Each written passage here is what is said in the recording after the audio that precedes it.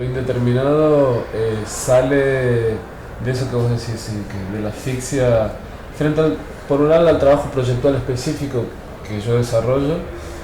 y hace unos buenos años,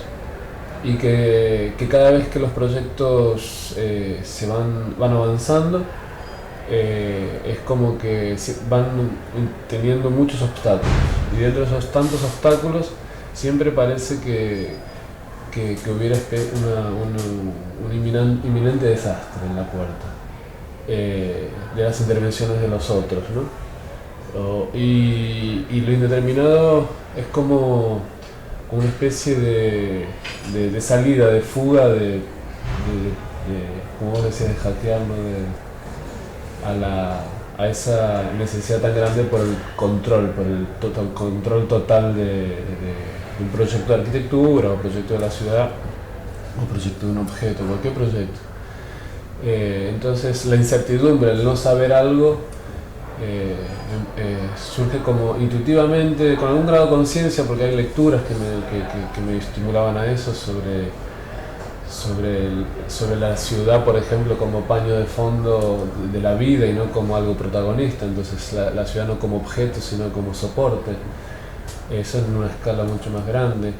O aquellos lugares que están abandonados en la ciudad, que producen condiciones de imaginarse lo que puede pasar en esos lugares abandonados, parrillas de trenes, y que generan esa imaginación de lo que puede ser, y también generan la imaginación de lo que aquel lugar significó. Y que cuando la arquitectura opera sobre esos lugares en el ámbito de la ciudad, es como que matar ese sueño, como que se acaba con la posibilidad de esa vocación, esos deseos, memorias de futuro o de pasado, ¿no? Y ahí lo indeterminado empieza a ser como una pista para buscar y rastrear en arquitecturas que realmente se proyectaron y que no son el residuo de la falta de proyecto, aquellas arquitecturas que pudieran capturar ese silencio, ese lugar de abertura todavía. Y todo eso en el ámbito de la enseñanza, en la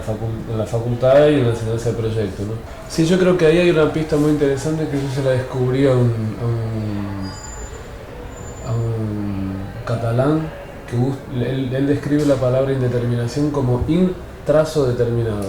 como si la indeterminación fuera ese lugar de la duda que se preserva, de la incertidumbre que se preserva, pero también se determina. O sea, lo indeterminado es su propia desconfianza, su propia negación y su propia afirmación al mismo tiempo. Entonces la negación y la afirmación al mismo tiempo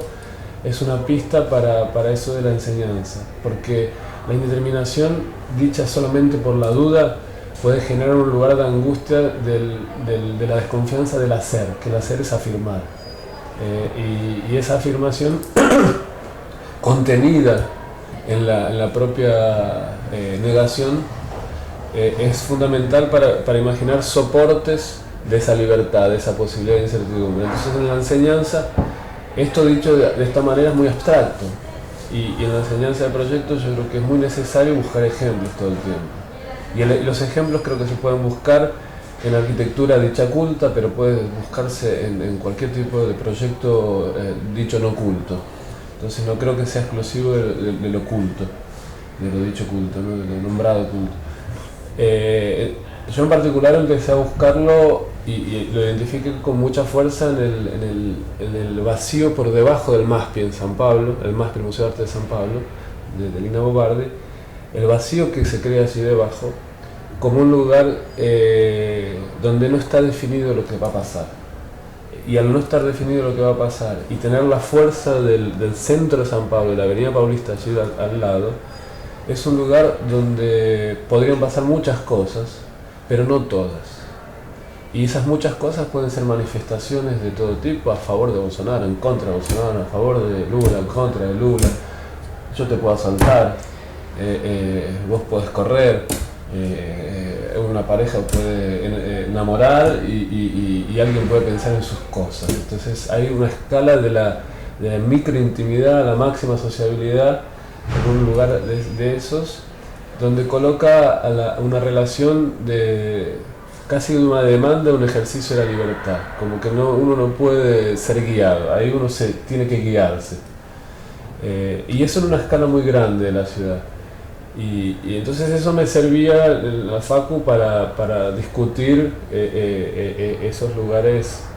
ejemplos posibles donde el proyecto actúa como soporte. Y cuando subíamos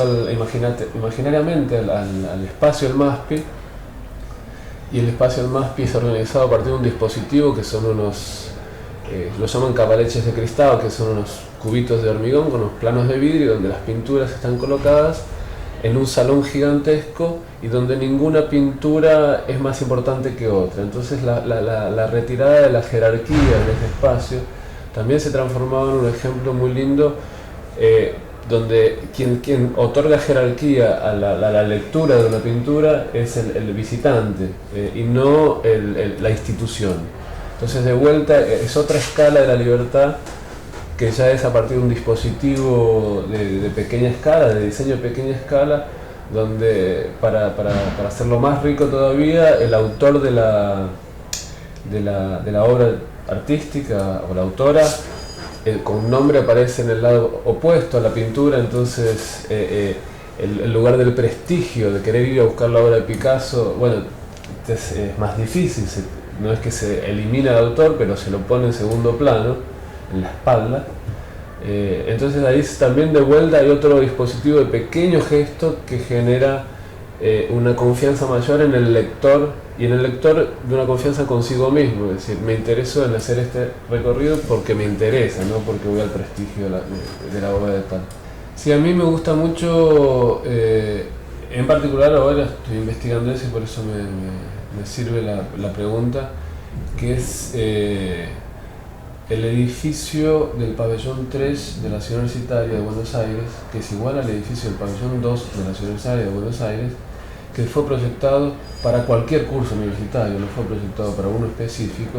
siendo que en el 2 funcionan exactas y naturales, y en el 3 iba a funcionar filosofía y letras, pero después se metió arquitectura, y cuando se mete arquitectura se mete y ocupa un 30% del edificio, y no está terminado en ese momento, en el 71, y sigue sin estar terminado todavía. Y yo creo que la escala de ese edificio, que es una escala de la densidad de Barrio Norte en Buenos Aires, solamente que en lugar de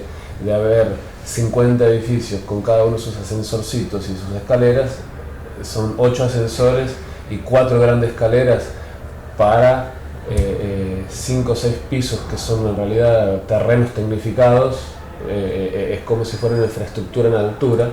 y todo lo que sucede allí dentro es algo que quien proyectó eso, Caminos y Catalanos, creo que el mayor material de proyecto es lo que no se sabía. Entonces me parece que ahí hay un ejemplo de gran escala y que tiene como poder varios aspectos, y uno de ellos es el ágora, el patio donde no se sabe qué va a pasar, porque en realidad no está predestinado a que pase nada específicamente, bañado de luz natural y con una calidad, yo lo digo en portugués, me sale mejor, que es el de edificio roya. Roya sería edificio piedra, suficientemente fuerte para recibir muchos tipos de agresiones de todo tipo, y que soporte el cambio y sobreviva con dignidad. Entonces esa calidad infraestructural de ese tipo de edificio, que muchas veces es atacado por monótono, frío, aburrido, que no mira al río, en fin, nosotros cuando somos estudiantes, cuando se usan esos de mal ejemplo, eso se lo debo también a Marcelo Freiden, que es un amigo arquitecto que me ayuda a pensar eso. Y creo que ese ejemplo de un edificio siempre inconcluso, siempre en constante transformación, pero donde hay algo claramente afirmado, y no es que algo donde no hay control, sino que el control es muy conciso, muy preciso, a partir de un sistema de elementos también muy conciso y muy preciso, que bueno, estoy no me voy a poner acá a hablar de cada detalle, pero creo que hay millones millones no, hay muy pocas actitudes de proyecto muy precisas que consiguen conquistar esa calidad infraestructural en un sentido más ampliado de la idea de infraestructura, que es otro tema.